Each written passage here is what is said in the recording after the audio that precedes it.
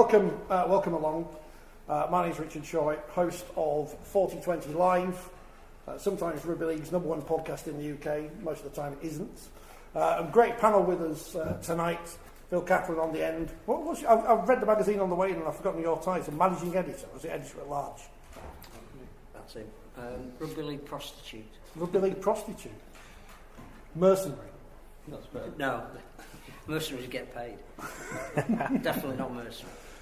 So Tony Hannan, you're the editor-at-large stroke, managing editor-stroke. Yeah, well, we've got it the wrong way around, really, because Phil's the one who's usually at large and I'm the one doing all the computing and putting it to print. So. Did you put the good joke about Jacob Rees-Mogg going to Russia in my column this month? Probably, good. Yes. So when they come for me... Was it very funny? It was better than anything I've written. Yeah, then it was me, yeah. Also, another Tony, Professor Tony Collins, writer, historian. Anything else I need to add? No. Podcaster, yeah. After a hiatus, I'm back on the podcasting front. There are not enough podcasts. From the Yorkshire Evening Post, Peter Smith. Anything else I need to add to your... No. The editor of Rugby League Live, Matthew Shaw. You haven't got a podcast or a video series or anything? No, we occasionally do Twitter Spaces. It's a new phenomenon. Yeah, I need to jump onto that one. So we're here to talk about local sports reporting, but before we do, some very sad news broke this morning about the death of Dave Hadfield. Well, Phil, you knew him better than I did, so you can certainly tell us more about Dave. I think we all did. I've seen the word doyen used a lot. I think that's right. There's a whole generation of people that grew up reading his stuff and privileged enough to have been with him in press areas and on social occasions. Somebody we all looked up to. I think his writing ranks with any of the great sports writers. You know, Hugh McIlvenney or John Arlott was a poet. I think Dave was in a similar way for Rugby League. But Tony and I were just fortunate enough to also publish 6 of his books across a range of subjects. Clearly Rugby League was one of them, but his love of folk music, and he got a bus pass at the age of 63 and did a tour of England, which almost made him the Bill Bryson of Rugby League as well. I think there are people here who will all have great memories of him. The one that I think we'll all share is that his craftsmanship. To be near him in a press box when you're frantically making as many notes as you can, and to see him with the minimum amount in a small notebook and then ring in the most beautiful copy. To see that art at work was a privilege, and I'm sure other people across the panel have got equally strong and fond memories of it. I know Tone would have been with him in certain exciting and exotic locations as well. Yes, I once watched a game with him in Rochdale. More exotic than that. No, but yeah, you're right, Phil. I mean, everybody in Rugby League's got a great deal of fondness for Dave. Just a smashing bloke anyway, leaving aside the writing and everything. It's just such good fun to be around. All the memories, such an adventure of a life that he had. And basically, what sort of added to him was the fact that he'd never learned to drive, so you were having to give him lifts up and down the land all over the place. And so consequently you get to know somebody really well when they're literally sat next to you on long distances. I remember one time staying, we went down to Swansea. I can't remember what the international was, but it was around sort of 2000 mark. It wasn't the World Cup though. And we went down to Swansea, and it somehow persuaded me to stay overnight in a pub called the King's Head in Usk, because it was beautiful, he said, and it did really good beer and everything. But he could do that, you know. He didn't want to go straight back home, so therefore I couldn't either, even though it was my car and I was doing the driving. So he had that about him, but you didn't want to go home, because he would just sit there and he would tell you tales from Papua New Guinea and Australia, New Zealand, Bolton, you know.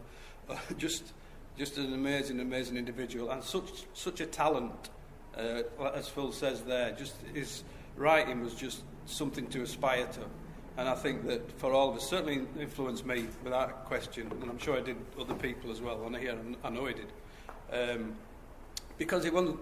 All right, he'd grown up in Rugby League. I mean, he used to like to sort of boast how he played prop for Blackpool, didn't he, at one point? A couple of matches. And he was sort of grounded in the real background of it, the northernness of it. But it looked further afield as well. So you could see that Rugby League, all right, its heart was in the north of England, but it could go far and wide, wherever that might be. One of the books that Phil's talking about is a history of university rugby league, for example.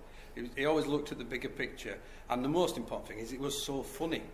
It could not be helped but be funny. Just about every sentence was amusing. He's just an incredible character, and I know I'm going to miss him. I know other people will miss him in the game, and rugby league will certainly miss him. There will never be another Dave Hadfield. Yeah. Anyone else want to share their thoughts? I remember the time he told his haunts desk at the Independent that he was in his porch, and they thought he said Porsche. And this is Dave who couldn't drive. Where are you? I'm just in my porch. All right now. Lovely car. Strange. I think he'd have been a lot more famous if he'd covered a different sport. If he'd been a football or a rugby union or a cricket man, I think he'd have been a household name.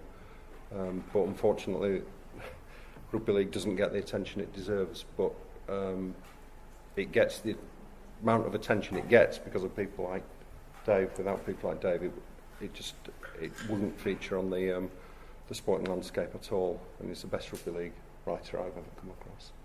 And as everyone keeps saying, a really, really top bloke as well. Really nice guy.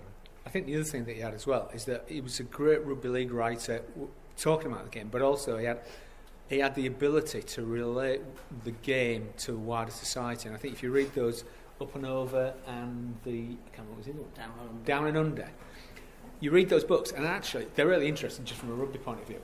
But they're a snapshot of society, of British society and Australian society at that time, and you can get such a lot out of those books, even if you're not interested in rugby or sport, because he's telling about the society and how rugby fits into that society and what it represents. And to be able to do that, you know, it takes a rare talent and a rare awareness of what's going on in the rest of the world.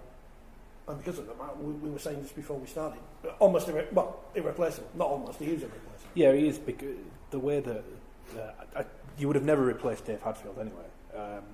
The talent that he had, and the way that he just made everything so humorous and relatable.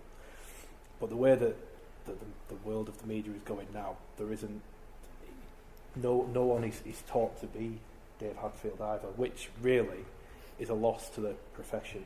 And says more about where the profession is heading than it does about Dave Hadfield as a writer. I think the other thing is the essence of today is about why you should always go to the back page first rather than the front page. That's what has been the basis of local and national sports journalism for those of us that love it. And the Rugby League World magazine, as was when Dave was a columnist, you always started at the back page where his column was. It was glorious writing, it was perceptive, it was different, it showed you that there was a different way of approaching the writing about sport,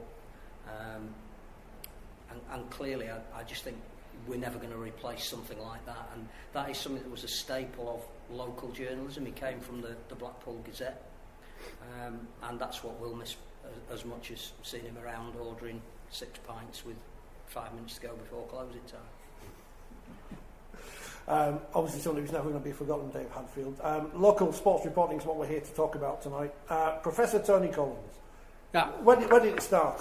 Well, sorry, I've prepared for this earlier on, so I've got the glasses on so I know what I'm talking about. It goes right back to the beginnings of newspapers, and I think if you haven't seen the exhibition downstairs about newspapers, go and see it, because that will give you a sense of when newspapers started and why they arose and why they became so important. And first daily paper, something like 1702, the Daily Current, first ever. And one of the things that they always did, they had sport in, because sport, in the very early days, basically the sports that they had was, in 1700s, cricket, boxing and horse racing.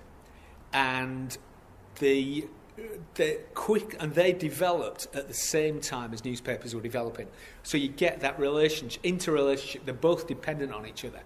The newly developed sports needed the papers to publicise them and to draw attention to them. The papers needed sport, A, because they paid for adverts, but also because they provided copy and content.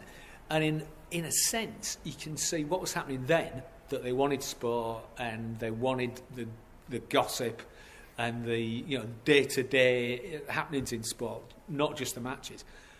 in a very small way, it's exactly what goes on today with satellite TV, Sky Sports News, and 24-hour rolling news. They need sport they need sport for that content. And so, from the very earliest days, sport and the newspapers was intertwined. And then when you get the sort of explosion of football and rugby in the 1860s, 1870s, newspapers become even more important. And because at that time, there's more and more people who are literate, because education becomes better after 1870.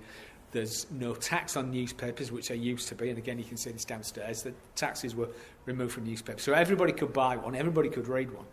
And the new newspapers, the local newspapers, depended on sport to such an extent that they, a lot of them sponsored local competitions. So in Yorkshire Rugby, by the time it gets to the 1880s, you've got the Wakefield and Ponty Express Cup for local teams, you've got the Wharfdale and Airedale Observer Cup, and you've got the Hull Times.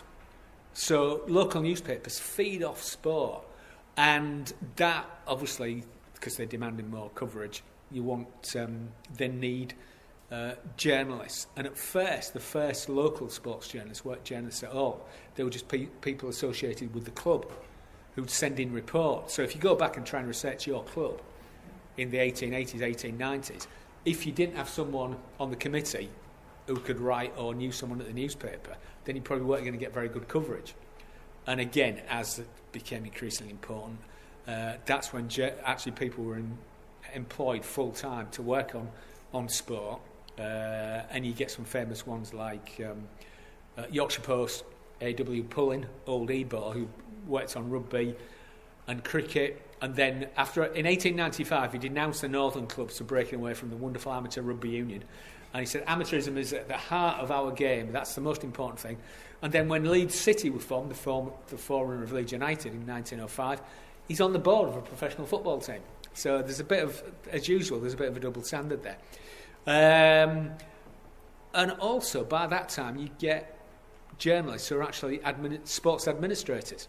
So the editor of the Athletic News, which is the big weekly newspaper published in Manchester, was also the secretary of the Football League. And a rugby league example that's similar in Australia is that the famous Harry Sunderland, or infamous depending on your point of view. Harry Sunderland was a journalist on the Brisbane Telegraph for decades, but he was also the manager of Kangaroo Toes to Britain. So he was managing the toes over here. At the same time, he was sending reports back. But that was very common, that journalists would be involved in clubs or in the administration of sports as well as providing reports. So local sports reporting and sport and local newspapers have always been intertwined. They've always been part and parcel of the same thing. And so when people say, oh, the media's got too much influence or the media's distorting the game, it's always done that. And, although the form changes, it went from newspapers to radio to TV to satellite TV, and now it'll be social media. Although the form changes, the relationship between sport and the media at a local and national level is always the same. Clubs trying to control the narrative, they never do that today. Yes. You write your own narrative in the 1800s. That's the potted history of how we got where we are. Of course, what we haven't mentioned yet is something that used to be around that isn't around, is the newspapers you get after matches, the green and the pink ones, whichever part of the country you were, which have completely died away now, but were a staple for many years. Oh, yeah, I mean, again, that was one, because sport became so important, it was the first local Saturday night papers came out, I think the first one was 1882 in Birmingham, because Birmingham was a big football city at the time. And by the time you get to 1890, every town has got the green and or the pink and Saturday night sports special. And as you say, I remember, well, everybody remembers the local one, but I remember the whole Daily Mail, the Green Mail that came out Saturday night. It was full of the most amazing stuff about not only national sport and the professional teams and all, but the details of local pigeon racing clubs and people complaining about what one pigeon racing club had done to another. And so it's a kind of social history of sport. It's just brilliant. Pigeon racing online, mate. You should pitch that. Are you too young to remember the... I can confirm that I am. I'm afraid. I'm showing my age. I remember we used to have to queue up in Bradford. We had the pink on a Saturday night, the Yorkshire Sports, to give it its proper title. I used to have to queue up at Moore Avenue and newsagents for my dad to get it. Yeah. There was always a queue for me, and what used to happen is the T&A vans, because it was printed there, would sort of rock up at the given time, and the bloke would come in, throw this bundle in, and then scoot off because he had the next place to get to. Do you ever get there too late when they're all sold out? That happened to me a few times. No, You used to come around the streets with that paper in Leeds. Did you? Shouting around, Yeah. Grade 5, was it? Yeah. I was too frightened not to get a copy. But yeah, it was. I mean, it's easy to look back on things like that with nostalgia, sort of clouding your vision. But it was a great thing. I mean, you just don't need it now, do you? It's all there. You can follow it point by point through a game. But at the time, there was certainly a high excitement about that arriving. Yeah. I think it's really interesting because we talk about change, and no doubt Pete will be able to give an insight under the deadlines he works at the moment. And again, it's probably a message that's got lost a bit in the mists of time, but we used to go to Headingley on a Saturday afternoon, walk into town, and as you stood at the bus stop near Lewis's to get the bus home, the Green Post would be there, and you'd be reading about, a very detailed first half and a pretty sketchy second one, and you'd be looking in the stop press column for the final scores of some of the games. But the pressure that guys are under now, you wonder how in those days, with the technology that they had, which was literally phoning in copy and getting it manually set and getting a paper to a street corner almost by the time the crowds were coming away from the games, that's pretty astonishing. So for everything that's changed, some things are still the same. How do you think starts for you, Peter, in terms of your career? What was local sports reporting like when you started compared to today? It is very different, obviously, because the internet has just revolutionised journalism at all levels, including local and including sports journalism. The first paper I wrote for was the Barnet Press in North London, and I covered Barnet FC for them for a while on a sort of ad hoc basis, and Stan Flashman was the chairman. I don't know if anyone remember Stan? Tickets out. Yes, they were interesting times. But in those days, that was the late 80s, the local newspaper was still probably the best way to get your news about your local club. And that has changed to a large extent because the clubs have now, with the internet, they've taken it over and they will produce their own version of the news. All the clubs have obviously got the websites and the Twitter accounts and social media, and they're giving their own spin on everything. But that's very different to what we do. It's an official version, a sanitised version, and I've had various sports editors who will tell you that the best news are really the stories that never get printed. And those stories, you see less and less of them nowadays because of the dominance of the club media and club media departments.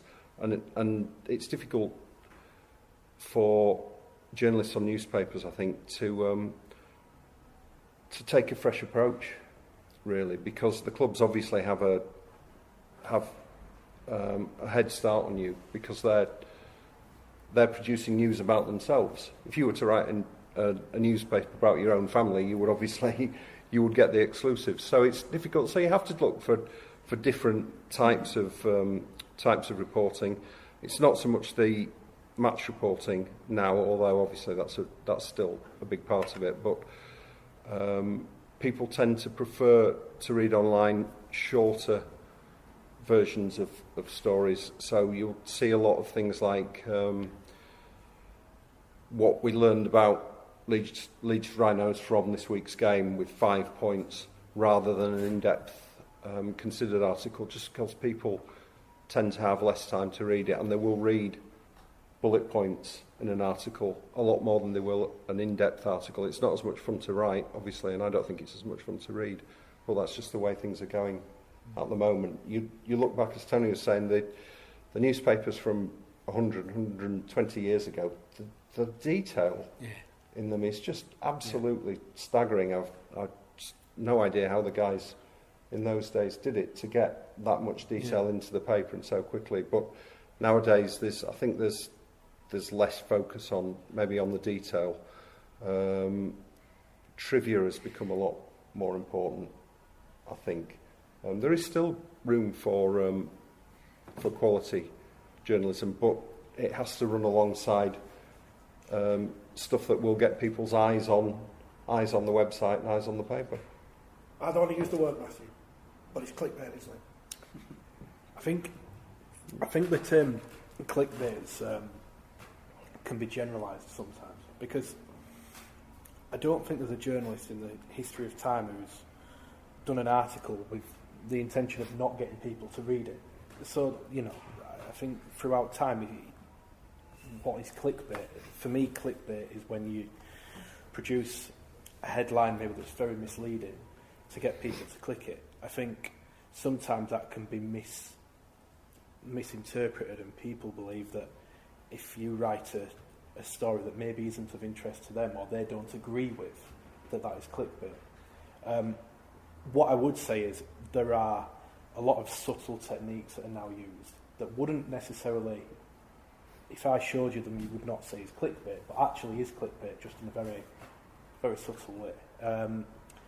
But ultimately, the way that the profession is going now and becoming more web-based as it is gradually, it's becoming a numbers game. And that's probably largely because it's easier to view the numbers now and to have that in front of you than it was with obviously the papers. You have the paper sales, but what was selling, what was not. Well, now it's a lot easier to see. So the push towards clicks is much easier for people to target now.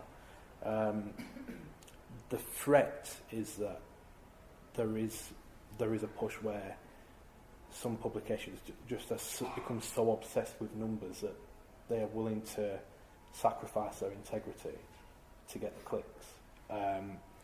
And I think if we talk about local sports reporting, and if we look specifically about rugby league, that is probably an issue. Not everywhere, but there are certain websites that maybe we shall not name. Some would probably say they were my websites, but there are some websites that are going so down that route that they're actually damaging the rest of the competition because they're so misleading, but people read it because they're gullible. That's just the horrible truth of it. People are gullible. I'm going to put on some t-shirts. You say it's clickbait though, but as Matt mentions, the difference between newspapers and the internet is you can tell exactly what people are reading on the internet. You have detailed analytics that can tell you exactly how many people are looking at a particular story at a particular time, for how long, whether they'll click onto another story on the website, what that story is, say how long they'll read it, whether they'll come back to the website. And you give people what they want to a very large extent. I know the sort of stories that will attract a lot more readers than the ones that don't. Things like transfer speculation do very well. Injury updates, because people want to know who's going to be playing at the weekend, that sort of thing, does very well. Something I've been doing recently online is looking back at Leeds Academy teams, Leeds Rhinos Academy teams from sort of 20 years ago, or around then, and what happened to the players, and did they go on and make a career in the game, or did they drift out of it? And those do very well.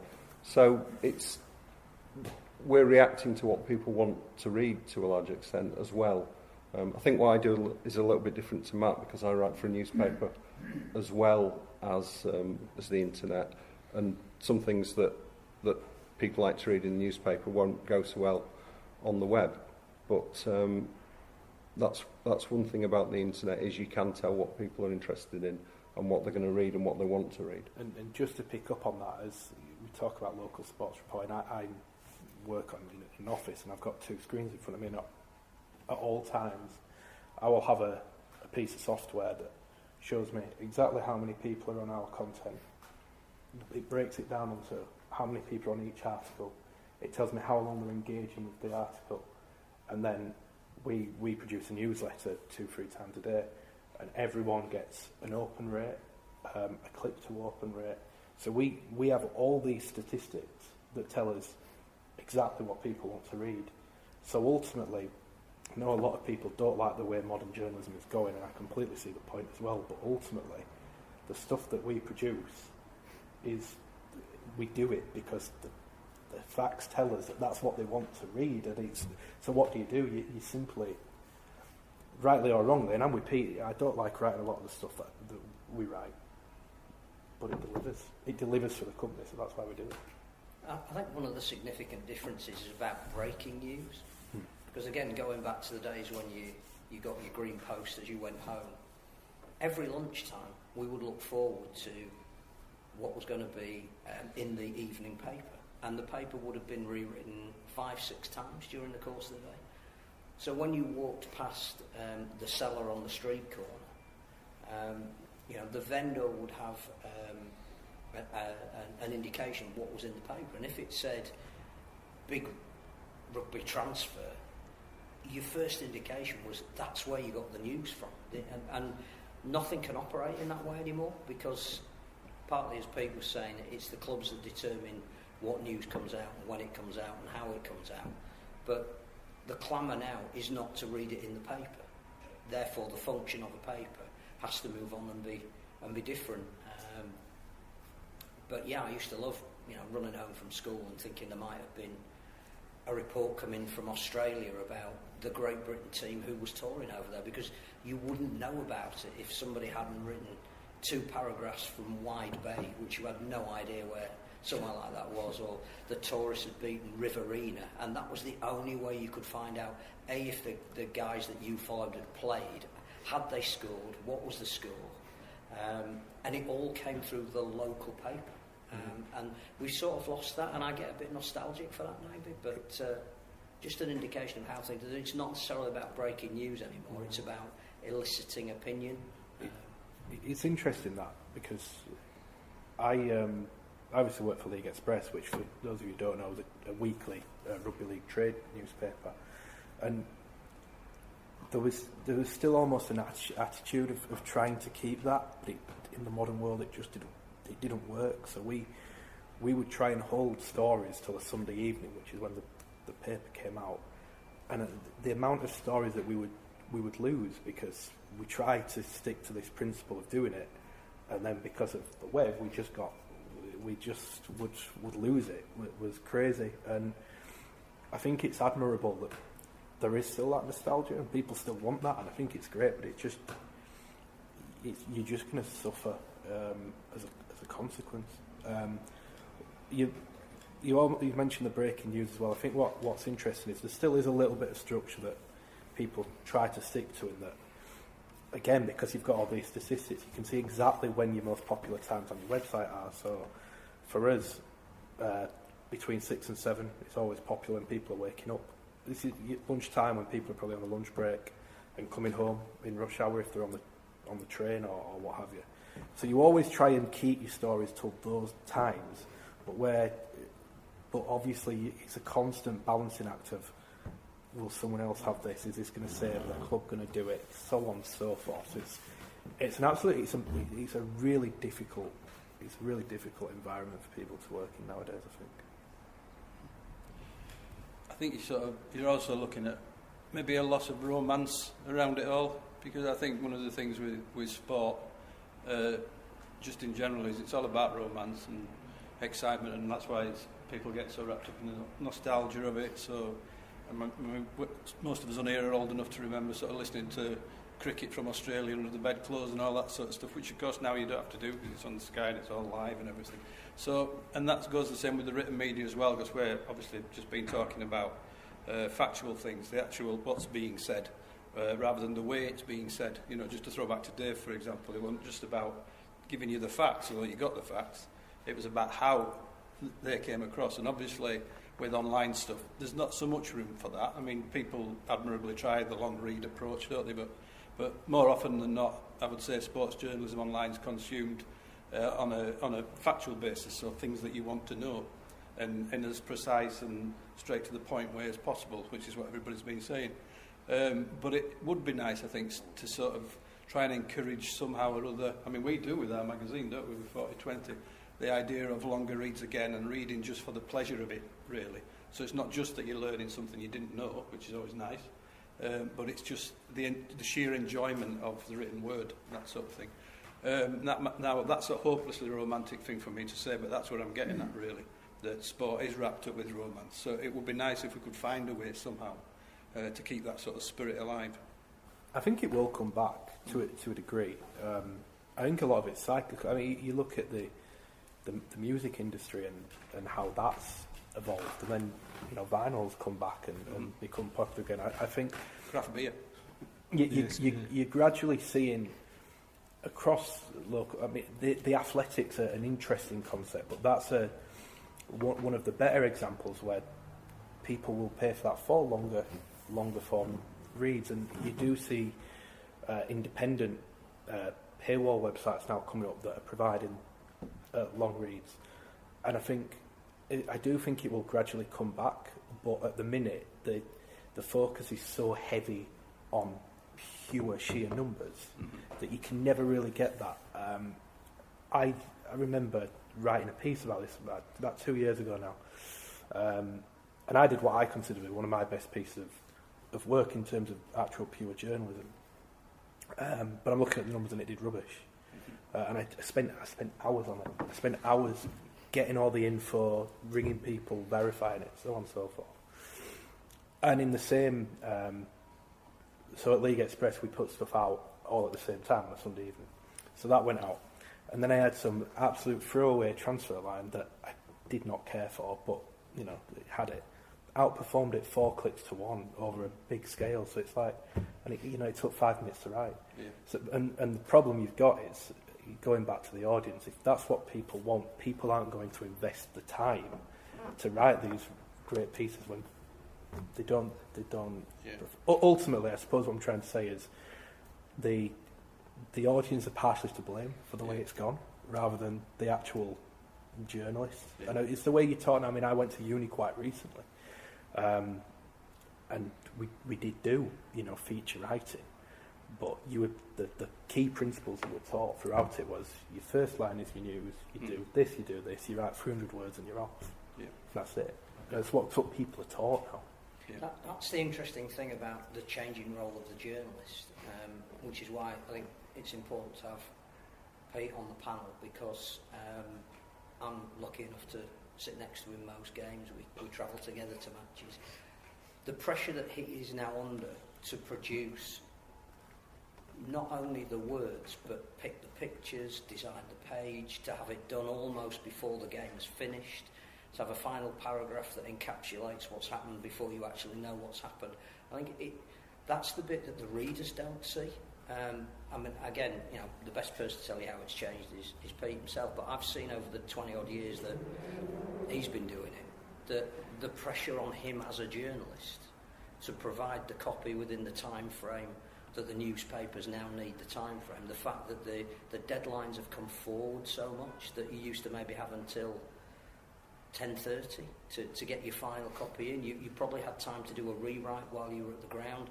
Now you're almost filing, trying to second guess what the outcome of a game is going to be, and set the page. I mean, I think that for people that don't see that at the coalface, that is a fascinating way that even the accumulation of news and the way it's presented to the audience is massively different than it was probably, 5 years ago? I can actually remember, because I used to edit Rugby League World magazine, and I actually remember bringing a feature into Rugby League World. It must have been, when was I there, about 2004, something like that, 5, something like that. We had a feature which was called, it was basically about websites, club websites.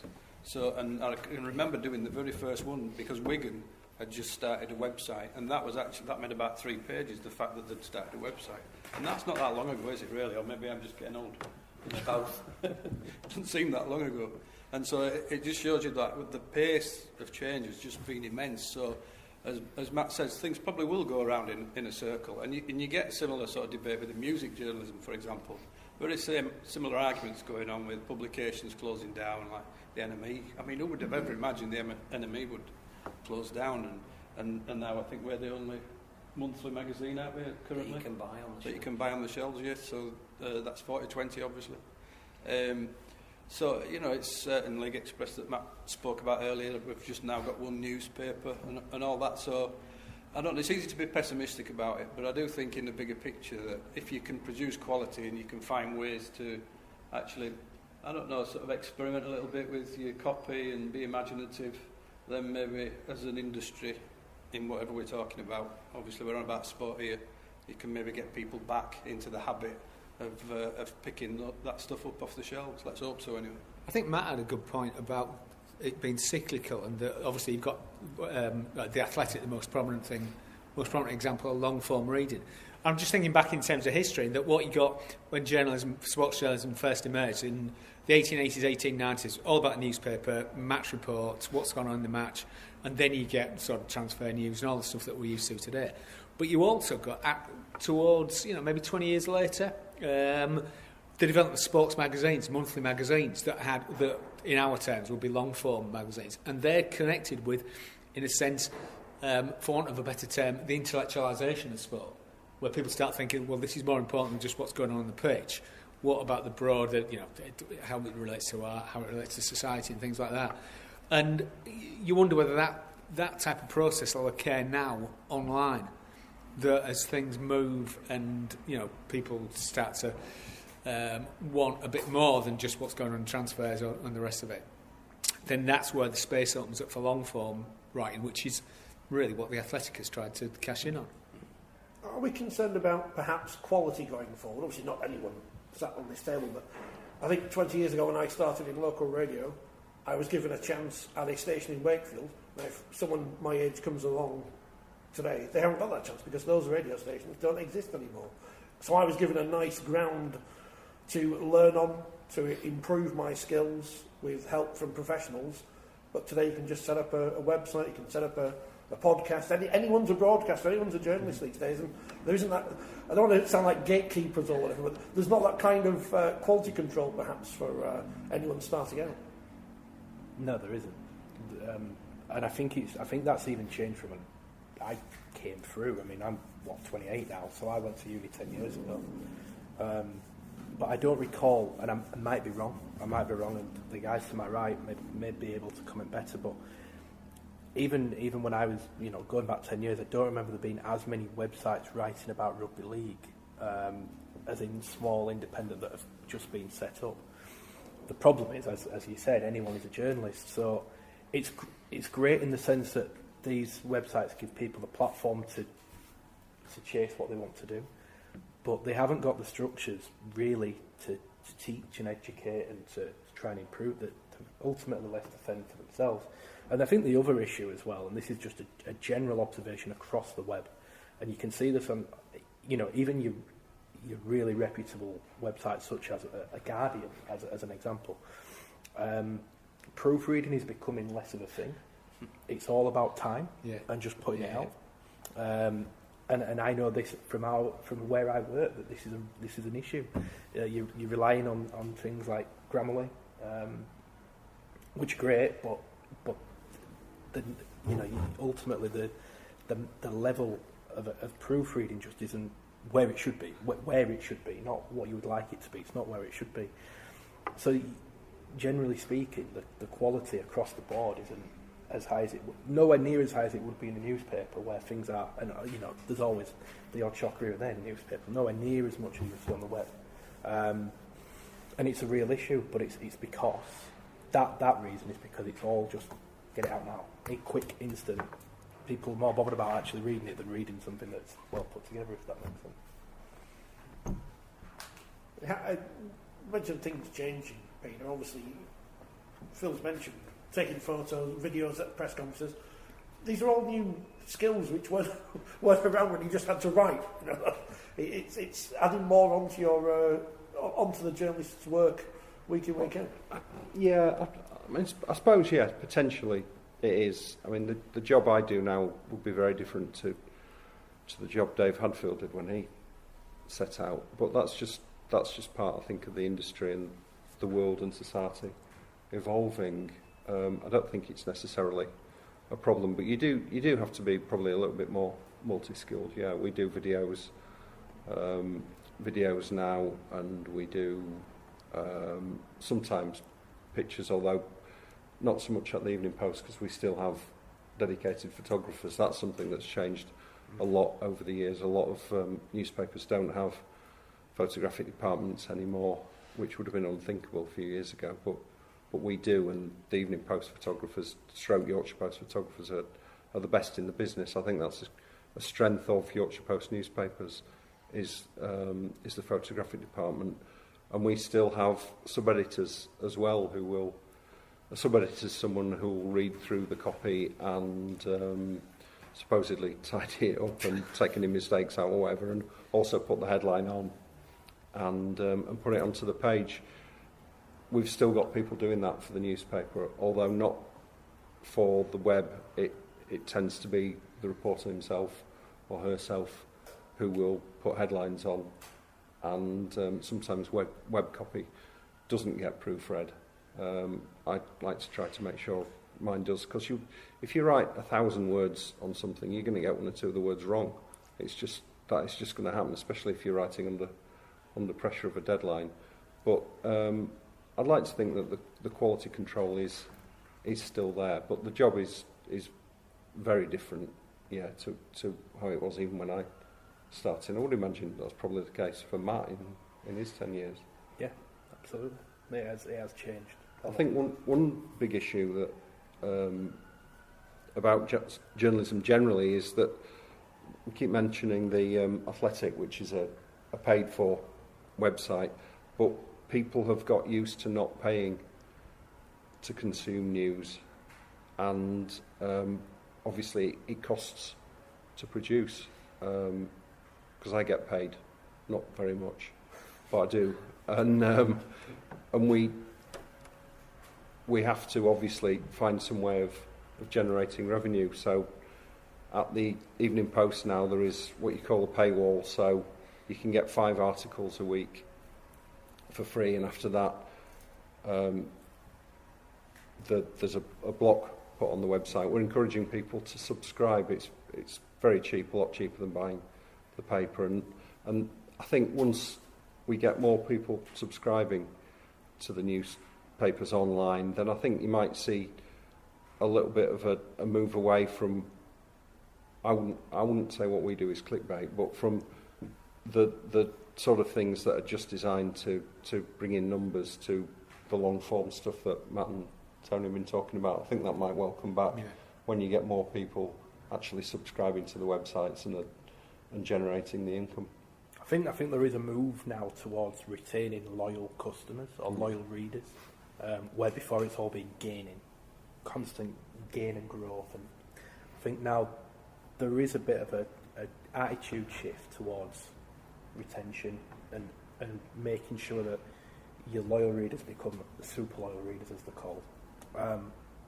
And I'm with you. I think as a result of that, there will be a slight transition back to having a bit more time to write the long form, because there's not as much pressure on the instant click, and I think that would be good for the industry. Because I think the thing is as well, if you ask the vast majority of journalists, they would rather be able to be given the time to write the considered piece, to write the longer piece.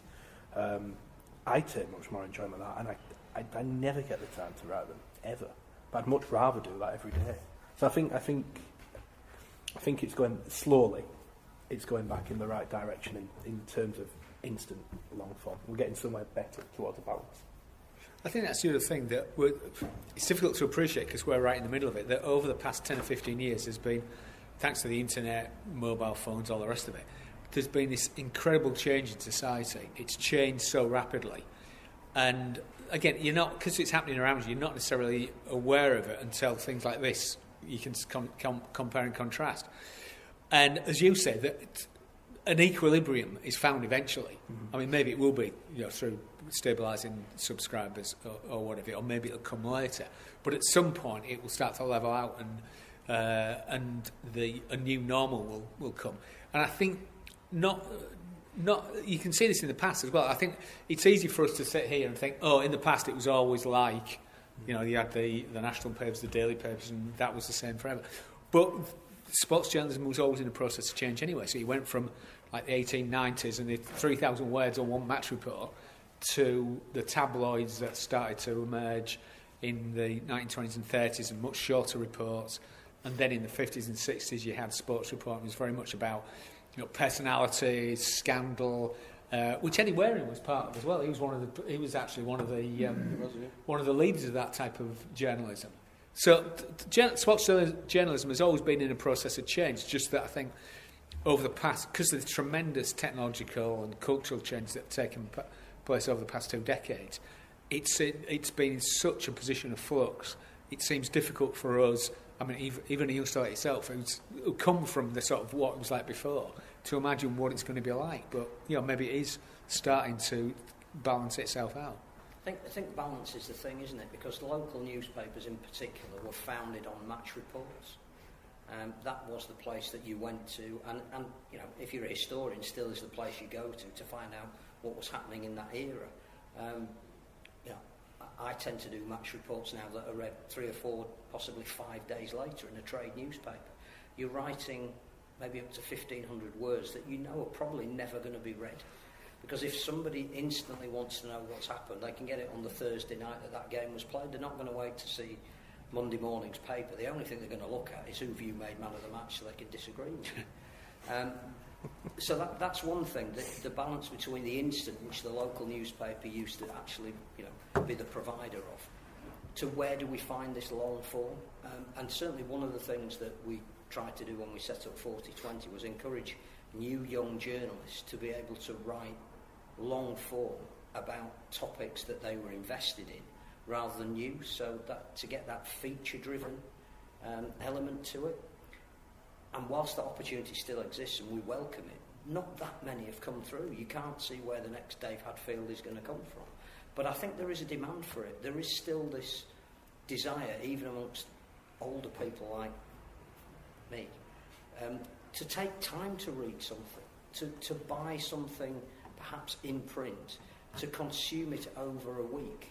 And I think the debate spills into club programmes as well. There's now a move to either not have them or put them online. But there's something about going to a game, bringing it back and spending a week reading it until the next one's produced. And what do you want to read in that? You don't want the news. You don't want what the player interview you could have read in the local newspaper. What you want is maybe something that's a bit different, an angle that perhaps hasn't been written about before, a historical feature maybe. That relates what's happening today back to the past. And it is finding that balance and then finding what a local newspapers within that balance can provide that isn't elsewhere. Can I just ask if there's a policy with match reports to sanitise them? Because if you look at, I spend a lot of time looking at the old newspapers, and I'm not suggesting we go back to this because they were cruel, they were vicious. But quite often we watch the TV and you see an incident and you think, oh, I'd like to read about that in the morning, and then in the morning it's not mentioned. We all see people have a good game and people have a bad game. And is there something that you don't want to be cruel to players? I mean, Leeds and Hunslet in that 1892 Cup final, I think, said, Fred Wilkinson was absolutely wretched. That's all they said about him, and he did have a bad game. But if there was a refereeing decision, they would say they played Cardiff in 1893 down in Cardiff. They got 1 try each and Cardiff converted it, so they won the game. The Cardiff try was a pass was 3 yards forward, right? And the touch judge was overruled. The referee wanted to try. Leeds just stopped. It was so far forward, Leeds just stopped. They converted it, and Cardiff won. And that meant Cardiff hadn't lost a game for 2 years. Leeds go down there with 3 forwards missing in a Yorkshire trial. I think you've got to let it go. There was an article there about it said how difficult it is to win in Wales because this is what the referees do. And the reporter said, I interrogated the referee afterwards, and the referee said, this is how we see it in Wales. I think a lot of it might be to do with the sort of balance of power has shifted from the press and the media, who used to be all powerful, to the clubs for the reason we're talking about, with them all setting up their own websites now and doing their own news basically. So if you're a reporter, well, Pete again will be able to tell us better. If you're a reporter following a specific club for a paper, it's so much harder to be very strongly critical, because they're basically in control of their own stories. We've got these people starting to dive into the game like soccer. Yeah. It doesn't seem to be mentioned. We all watch it. I watch it at the rugby club. Well, that would be one of the things that we do lose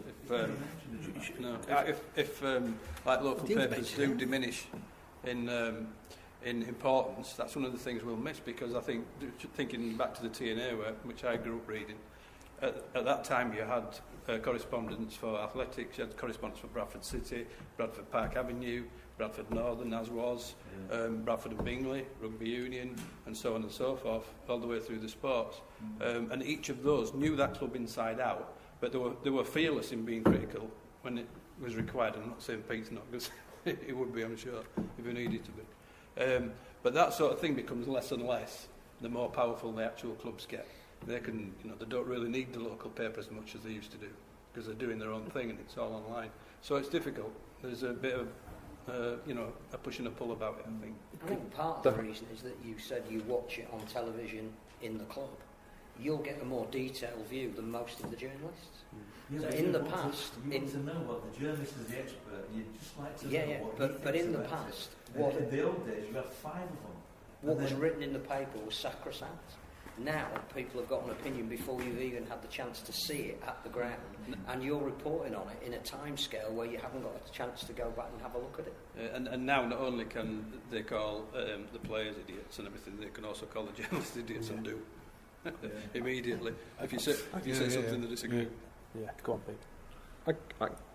I'm not sure what sort of things that you're saying don't get reported, because I can't think of an incident in a match that had happened that I wouldn't report if it was newsworthy. What sort of things are you thinking of? Look, my brother's got dementia, and I rang him up the day after the Warrington-Catalan game, right? And he said, "Hey Pete, how did Charlie get that try with yards offside?" That's all I could remember. I can't remember anything. But he could remember that. Well, it was awful. They went to the video ref. We all looked at it. He's offside. It's no try. And he gives a try. And then about a minute later, Barry McDermott says, "I think he was offside." And another bloke, and the commentary team says, "I think you're right." But nobody says anything. Well, there is a school of thought, as I've found out over the last month or so, in rugby league, that nobody should mention match officials or the referees, and that they should be beyond reproach. So there may be an element of that in there. I've published something a month or so ago that was deemed or seen as being critical of certain match officials when it actually wasn't. And I'm still getting abuse on social media about it. Now I had a couple of tweets today, actually, Is that about it. Would I do such a thing? It's not him. So, I mean, some people in the sport, and including some reporters, think you shouldn't mention a referee ever at all. If the problem, I think social media comes into this a little bit, because what that's done is it means you get a much wider range of abuse than you ever used to. If I say that I thought that Warrington's try against Leeds was a yard forward, I'll spend 3 days with my Twitter feed just jammed up full of people from Warrington saying you're utterly biased and you're a disgrace, and no, it wasn't. And then the following week, the same people will be complaining about a decision that went against their team. But I think that comes into it to an extent. Just the local news now isn't just getting read by local people. Yeah, that's my stuff gets read by people who support. 20 years ago, it would have been read by West Yorkshire people. Now it gets read by Saints fans and Salford fans and Hull fans and everybody else. And they're not slow to tell you their opinion. I mean, they say people are getting angry now, but they always got angry, and in the 1890s, a referee who used to go down to the Leeds Parish church matches used to take women's clothes to change into afterwards to get away after that day was sorted, and they had a boat on the river to take the referee over. I think. Could I just pick up on a lot of your points? I'm going to try and whittle through them very quick. Tony and Pete have answered a lot of them. So you mentioned about then people were angry back then, but it was harder for them to vent their anger because it wasn't as easy to communicate. Certainly not with a journalist. So as an example, Pete's talking there. I've been very vocal actually recently about the rise in play acting in rugby league, and you won't believe how many people I've got telling me that I'm wrong and that it's not true, including people within the governing body, but that's a different matter. So I'm of the opinion that at the minute the length of suspensions that are being given out to players is too long and excessive and over the top. When I put these thoughts out on Twitter, everyone disagrees with me. We've got to look after the game, we've got to get it insured, protect the players, so on and so forth. On Saturday night, after the fight between the Wigan and the Catalan player, I put, that's the sort of nonsense we need to get rid of. That's fuggery. Get rid of it. All I've got is people, oh, you're soft. Ridiculous. So I've put two different opinions out, and all you get is the people who disagree with you. You don't get the people who agree with you. So there's that. I think another point on the going back to match reporting, I think now a lot. Tony picked up on this really well. There's so many more eyes on what you're writing, and people willing to challenge you on it, that for a lot of people it's not worth the time to be hard. So as an example, if you were the local reporter for Hull, as an example, and Hull got whacked by Salford, you'd want to call them atrocious, diabolical, horrendous, whatever you want. The problem is if you do that, the head coach is annoyed with you, but more importantly, the media manager is annoyed with you, and that week the media manager go, well, you're not speaking to the players, and they've got that power as well. Yeah, and they've got that power now where they can stop you doing that. So for them, if you write something that's going to wind a club up, as a local reporter particularly, you know there's probably going to be some sanctions with it. So they might not give you an embargo for a release that's going out, but give it everyone else, so you miss out on that. They might say you can't speak to the players or the coach that week. So then what you're filling your copy with. So then when you consider all of that, you go, well, actually, is it worth my time saying that he was rubbish? Is it worth me saying he was a 2 out of 10 this week? Because then if you do, and because now it's online and the players read it, the players read the player ratings, and you'll have it. How did I get a 6 this week? Honestly, I have players message, how did I get a 6 this week? So then you go and ask for an interview. No. So you've got all this it's a complete juggling act. And it's not, it used to be power with the journalist, and it's not anymore. So it's really, really difficult to get that balance right. The other thing is that it was always, in the paper and ink days, it was always the headline that got you into trouble. Always. And of course the headline's a thing that most reporters don't write anyway. It's always a sub-editor who does that. That always got you into trouble. Now, because everything's sort of reduced to headlines online, people immediately are doing exactly that same thing. So they're getting wound up by the headline before they've even read it very often, as happened with Pete, his referee story. So people will see the bullet point, they get angry about that, and never mind the details, that doesn't matter, and get straight into the row. So there's a lot of that going on around it as well. And the thing to remember about sports fans is they will always side with their club in anything. It doesn't matter how horrendous. We're seeing Chelsea fans at the moment singing Abramovich's name, for example, because he's associated with their club. If it just so happened that Abramovich had taken over Spurs, all those same Chelsea supporters now would be criticising Spurs, who would probably be cheering on Abramovich. That's just the way a lot of sports supporters are. There's not a lot of logic going on in it. And just to give you a rugby league example of that, just today we put out a piece of Ralph Rimmer talking about licensing, franchising, and he actually said he wasn't a fan of it and he didn't want it. But the first reply within a minute of us putting the story out was a Leeds Centurions fan going, "Oh, what a surprise, Toulouse coming to Super League and he wants to close the door." So he hadn't read the piece. He just read the headline, and all the headline actually said was, it gives his verdict on it, but instantly jumped to conclusions. So that's also, you've got that audience you're working against as well. because they can't be bothered to actually read what you're saying. They just read the headline and make a judgment call. You've got to go. You've got to go. I can stay about 15 more minutes. It does remind me when I got in trouble from Wakefield, when I accurately quoted a player word for word on what he said and was told off by the club's media manager at the time. That was quite a good story. It doesn't surprise. The player should have said, I was treated like a piece of meat at my other club. But in the olden days, you see, your paper then would have told the club, the reporter is going to tell the truth, back off. Can't do that now. It's not as easy anyway. Well, is that the problem that we've got today? And it's kind of been alluded to already. You have to not hide or bury stories, I think that's the wrong word, but there are things you wouldn't report on so you wouldn't upset a club, so you wouldn't lose your access to future stuff. I think... No, I wouldn't. No, I don't think so. If the club want... You're going to... If you report on a club every day of the year, or 5-6 days a week, every week, you're going to print things that they don't like. It's just bound to happen.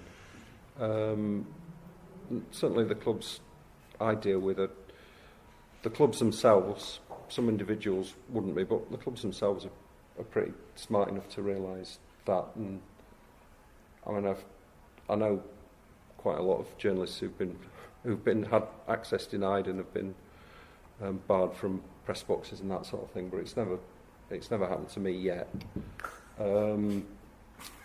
It's interesting though. I think Tony might know about this. I think certainly in football, some clubs now are looking at not accrediting journalists. I think we're Swindon.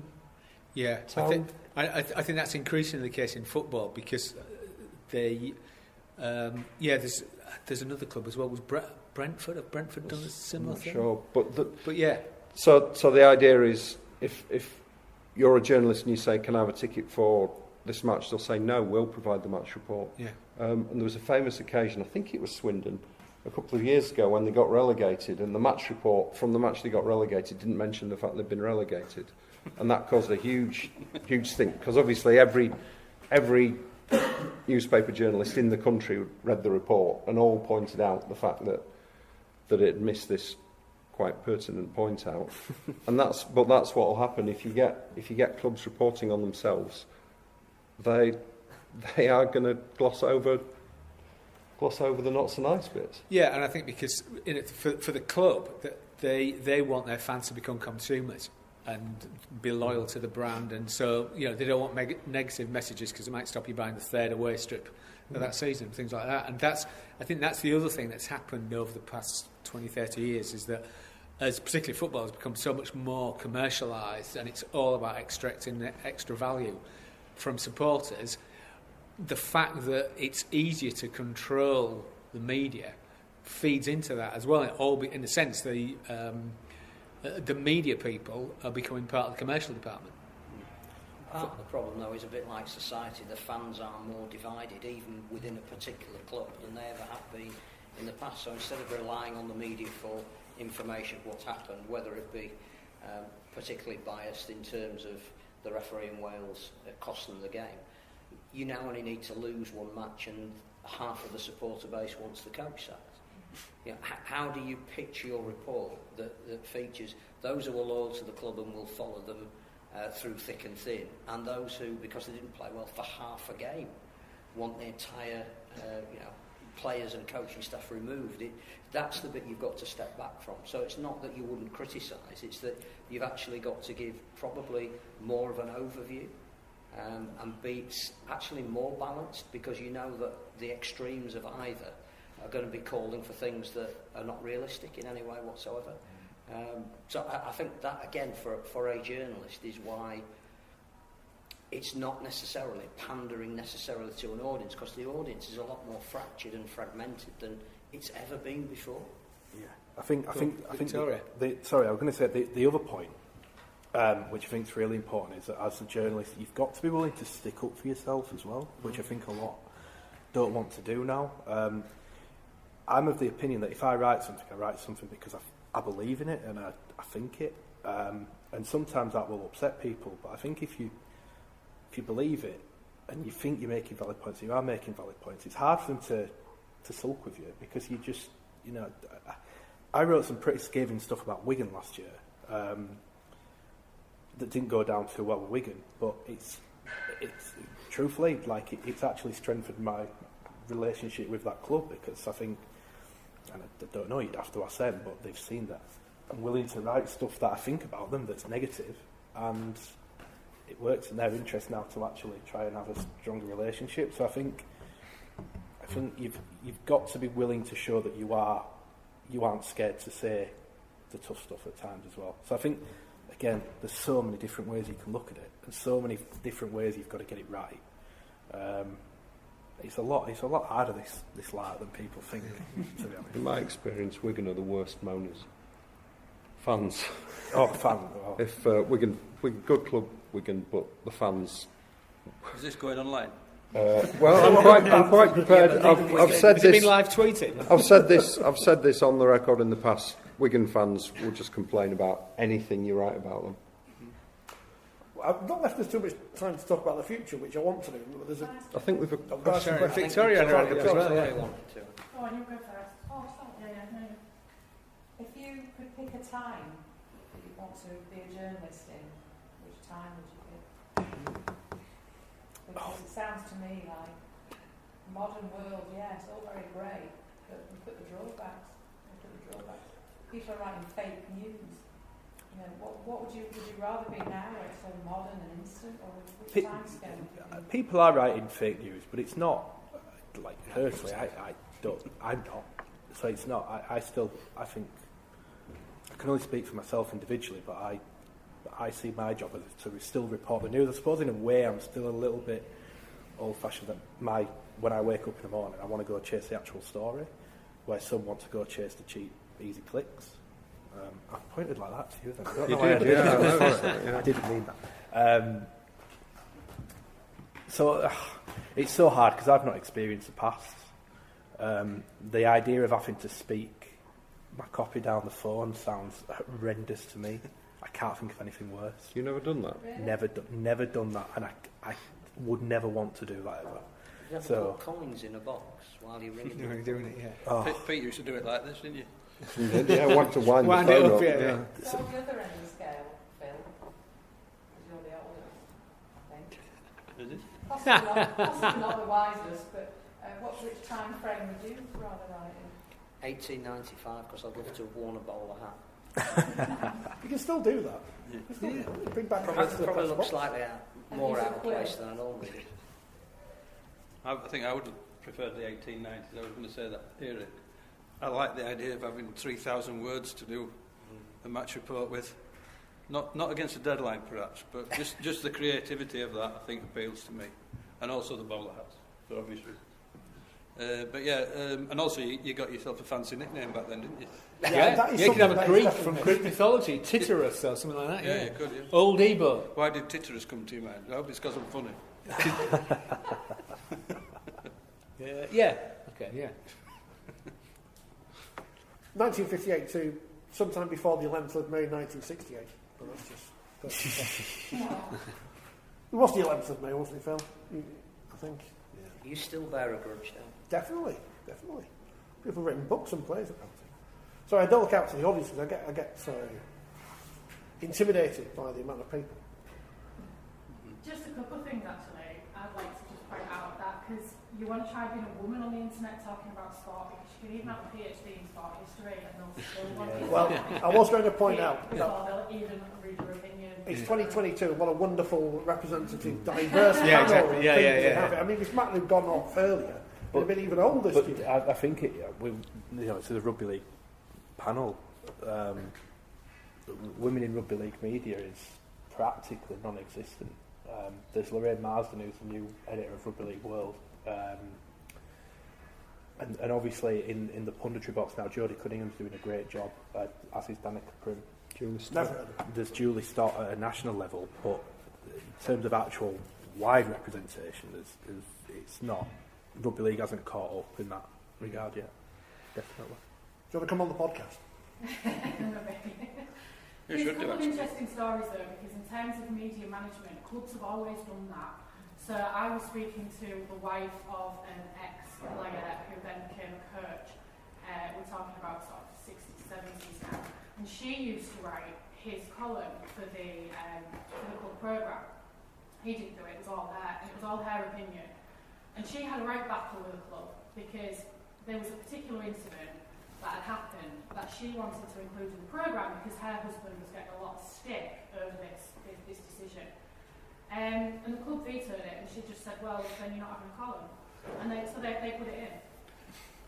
There's also another woman at a paper a weekly paper that shall remain nameless, who said that when somebody used to bring her the copy on a Sunday night, a particular journalist, she'd already written his column because she knew word for word exactly what he would say, because every single match report was the same.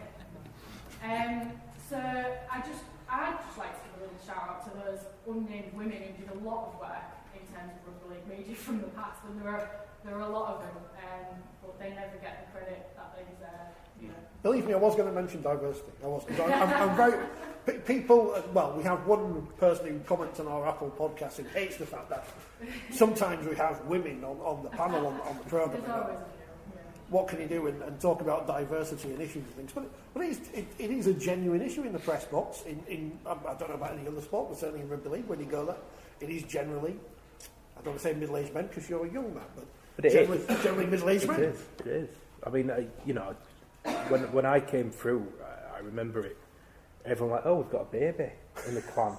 And to be honest, I'm still really the baby in the clan. I'm 28 now. And like, you do get, you get them from a couple of the niche websites, but they're not coming. They're not. And then you look at there's been quite a shuffling in jobs in rugby league media at the minute, but it's still the same people that are being employed. They're basically just switching jobs. It's not. No one new is coming through. So when you talk about the future of journalism, and I don't know if this is the same in all sports. We only talk about rugby league here. But you do look at it and go, where's it? When people start retiring, and it's not going to be a long, long, long way away. Where's the next crop coming? And I don't know. I genuinely don't know the answer. And you might have to employ them, so that's a bit of a concern for you. Well, one of them's just joined. One of our guys has just joined Pete at the YP, so we are going to have to employ someone, and I don't know who we're going to get. We're going to find out. But we had this conversation. Literally, this is probably why I didn't know quite a bit about it. I'm like, who are we going to employ? It'll be interesting to see who applies for it. I think it was interesting what you said about sort of pushing back, like you mentioned Wigan and pushing back, because in Hull, over the last 12-ish years, there was an incident where Hull FC banned Radio Humberside, and then Hull City did it only a couple of years ago, and the fan backlash, because the lack of access that they got was so much that the clubs just had to back down. But obviously that's the might of the BBC, but so many people were accessing, match commentaries and things, and the clubs just had to capitulate. The key is being fair. If you are being fair, whether that's negative or positive, people can't argue. And more often than not, we spoke a lot about the audience and fans. The fans can see what's going on, and people will always disagree to an extent. Phil's right. You have divided fan bases, but generally speaking, people know what's going on, and they respect you if you tell it as it is, and the clubs don't. But if you're true to yourself and you back yourself, and they have to back down eventually because it's more damaging for them to actually try and put a fight up. So, yeah, and I don't think enough of that goes on anymore. I think it's maybe easier just to be safe, but I don't think that's good for the profession at all.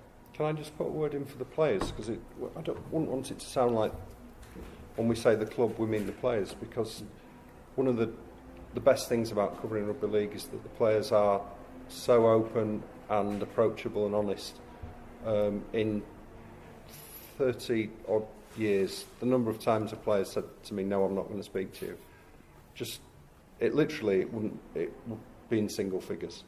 I've spoken to players in all sorts of situations after terrible defeats and all sorts of embarrassing fiascos, and they're normal people who will talk to you and who are honest about what they do. I mean, not all of them are a great copy, but some of them are. One thing we suffer from a sport is a lack of personalities. I think the personalities are there, but I think that we should do more to promote them. And people like Jamie Jones Buchanan, who is just a remarkable individual and would be the household name if you played football or rugby union. But the players are really good to deal with, and I think that's worth mentioning. Obviously, most of the ones I speak to are at Leeds, but it's the same at all clubs. Rugby players just don't tend not to have an edge to them, and they are willing. They know you're doing a job, and they're willing to do what they can to help. I think they're fantastic. The other interesting thing that's changed, though, is the pandemic, because the way of either speaking to the players directly or even in a press conference setting has changed. And I don't know how much of it we're going to get back, because there are still preview press conferences at most clubs that are on Zoom, which means that you don't get the personal copy that you're looking for. You don't get the relationship with 18 months to 2 years of not being able to speak directly to players in mixed zones. You have lost some of that relationship with them, and it's hard to build that back up, because clubs themselves have taken it upon themselves to manage the news and the way in which you can get access to players. Most clubs now are just starting to allow you to have that access back, but a lot has been lost, and it won't all be quite the same in the future. I don't think it'll be this hybrid mix of you can all go on a Zoom call and you can all have the same copy, and those who type the fastest on social media will get the news out first, and you'll get some access to players to actually get their personality over. But we lost the ability to tell the stories about players because we weren't speaking to them. I'm really passionate on this, actually, Phil, because I hate Zoom. Zoom press conferences are the worst, because when you interview someone, you get the best copy out of them when you speak to them in a natural environment, when you have a conversation with them, basically. Sitting on Zoom with a bunch of people they probably don't know and asking them a bunch of questions, that's not a natural environment, so you don't get the proper answers, you don't get what they're really feeling. I would much rather drive over to even Hull and actually sit down and speak with them. Nothing again, it's an awful drive, isn't it? It's not a fun drive. And sit down with someone I wanted to speak to and have a conversation with them and actually do it, rather than be on a Zoom call with them. That is a threat, I think. I don't know what it's like in other sports. I'm hoping it's not the same. I'm hoping it doesn't stay in rugby league, but it's become very awkward and very unnatural, and it's not good for anyone. You know, during COVID, you needed it. Leeds did a really good job with an app, so they set the phone call up. You put a code in, and you were hooked onto the phone call with them. But even phone calls are not the same, are they, as actually sitting with someone and interviewing with them. Well, it's on that day, the media manager doesn't have to hoover the room up for when you come in, as happened at some clubs. Too many clubs. Yeah, the media managers do have a lot of work to do that has nothing to do with their jobs as well. Not to defend them all. Some of them are all right though. Most of them. You have to go now. Yes, I do need to go. Thank you very much, everyone. Thank you for listening to me. I'm boring you. See you later. We've empty chairs. We can sit wherever we want. We've got an empty chair. So we haven't got long left. And before we ask for any questions, the future. What is the future, Peter? What is going to happen next? I mean, I don't know why I've asked you first. It's because you're there, unfortunately. That's a real. I don't know. I haven't got a crystal ball. That's a fair enough answer. I would hope that there'll always be a place for local journalism, sports or otherwise. It's something I'm passionate about. I think it's very important because it provides something that the nationals and other forms of media don't do.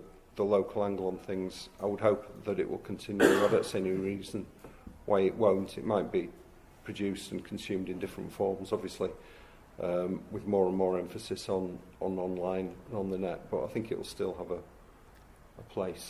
its place, and hopefully be an important part of of society, not just sport. Tony might be a better... Yeah, I'm a historian, so I look back into the past. But I've got to say, I think it's good news and bad news in terms of, I think that some of the things we've talked about tonight in terms of club control over stories, the influence of Twitter, will probably mean, unfortunately, that the journalism that Pete does, and has been historically what we've seen, will probably wither, because if you want to contact, if you're an ordinary fan, you want to contact with the players, well, you can follow them on Twitter, Instagram, TikTok, whatever, take your pick. Stories about the club increasingly controlled by the club themselves. So I think, I wish I wasn't, but I think that the old school journalism might struggle. On the other hand, I think that because clubs and players, media managers control more and more of that immediate stuff, and also and that the need for match reports is really declining because you can basically watch whatever match you want by and large. I think there will be a growth of long form journalism, and I think there will be there'll be a market for quality writing that appeals to, well, like people who are here, for example. Probably in smaller numbers and mass circulation papers, but that will come, and I think that will be increasingly important. And I think you can see, I mean, an example of that is podcasts. You know, people do tune in to listen to an hour-long podcast, which is quite a commitment, and I think eventually that'll come through in the written form as well, that people will be, you know, tuning to read Pete's 3,000 words on you know, whatever interesting subjects you want to talk about in rugby league, because I think that, you know, people will develop, you know, good writers will develop a following. So I think, yeah, good and bad. Which means there must be a boom for Forty20 because it's the home of writing. Not at the moment. No, I think that's probably accurate, Tony's assessment there. I think that is the way that it will go. I think people, the more that clubs do control the sport, the more there will be an audience for stuff that is not in their thrall. Yeah, certainly. I think one of the things that, in rugby league terms, that we have as a sport in our favour is the sort of leanness of the game. It's quite small comparatively compared to other ones, so people within it tend to know each other, and that includes coaches, it includes players, for the moment at least. But for example, I spent a year with Batley writing a book with them, and the guy in charge there at the time, John Keir, the coach then, is somebody who really appreciates, in fact you wrote his biography with him, didn't you, autobiography. He's somebody who really appreciates the value of the media and what it can bring to a club once they're allowed behind closed doors. And so as the game becomes ever more sanitised, I suppose, publicly, the more opportunity there will be for that sort of thing to actually get an audience, because then it will become unusual. So that's trying to look on the bright side as well. But yeah, I think by and large, there's no doubt that journalism now as a whole is moving online, into the online world. I'm quite optimistic because if the local press made a mistake, and not necessarily for sport, it was that it tried to become national and a lot of it was covering. I didn't used to buy the Yorkshire Evening Post to find out where the Queen had been that day. I wanted to know, you know, what happened down my street. And I think there is a move back to that. You can actually track that. One of our columnists in Forty20 is Gemma Carter, who's working on local newspapers in Saddleworth, and it's going back to ultra-local news, and it's a part digital offering, but it's actually a physical one as well. And their circulation is booming. Now, if you start adding sport into that, I think there is a way of saying, particularly with a sport like rugby league, which is geographically specific, there will be something to read at a local level that you're never going to get at a national level. So there is a demand there. I think it's how you tailor it, where you see your audience. And on the back of that, you would hope that there is going to be room for more opinion pieces, because I think that's what we've lost. You know, I used to love buying the Yorkshire Post on a Friday to read John Ledger's column, because it was acerbic, and it wasn't kowtowing to authority. If something needed to be said, he would say it. We haven't really got that at the moment. I think there is a licence to write a column about what's happening that week in the game, which might be important, but there is still a demand and a need for people talking perhaps on a wider canvas. So that will come back. I think that is something that only really the local press can do really, really well. So yeah, I think that if it tails itself to its market, there will be a return to the values of why the local is so important. It would be interesting to see John Ledger now and how he would be treated on Twitter, don't you think? At his height. That'd be fascinating. I think he would come in for a bit of stick, to be honest, because that's how it is now. Wouldn't stop it. But you've got to, as a journalist, you've got to have the courage of your convictions and stand up to that sort of thing, say what you think, hopefully with a bit of humour mixed in with it, a bit of self-deprecation, whatever. And, I find that endlessly entertaining. I love to read people I disagree with. I don't have to how boring to just only read things from people who you agree with. That's just dull. You want something to fall out with and argue with, and so long may that continue. I think. John Ledger, in his own right, did come into some stick, didn't he? Because people would craft a letter back to him for the following Friday, disagreeing what he wrote about previously. Yeah. My father was an expert at arguing. He would write every single week, but he'd craft a lecture over 3 or 4 days to make sure he got published in the newspaper. And whilst the way of doing that may change, I still think there's a need for that. And that is where local press can service that need. You're not going to get that letters to the Guardian so much anymore. You used to get some real stars in the readership as well, didn't you? And listenership. Do you remember Kevin? Who used to Kevin Maguire from Battle, yeah. You actually used to have stars at the public responding to it. The great old days when you used to have people phone up with local radio phones with opinions on things, not just about, political topics we won't mention. I mean, it's a bit like question time here, I guess now. I'll be robbing Dave. Anyone got any more things they'd like to ask us before we close up proceedings? No, wonderful. Phil, Tony, can I have a name change in the magazine? Can I have one of these like Roman/Greek things? What, for you? You mean your byline? Yeah. Like a Greek hieroglyph, Egyptian hieroglyph. Sure, yeah, if you can come up with one. Yeah, what should we call it? Hercules? What? Icarus. That's a bit meaningful, isn't it? Orville. Can't fly. The Greek god of what? I can't swim, I can't fly. Thank you for coming. It's been nice to see you all, even though I've not looked at you throughout the proceedings. Phil Kaplan, as ever, Tony Hannan, Professor Tony Collins, Peter Smith. Thank you for coming, and hopefully you enjoyed tonight. Yeah, thank you.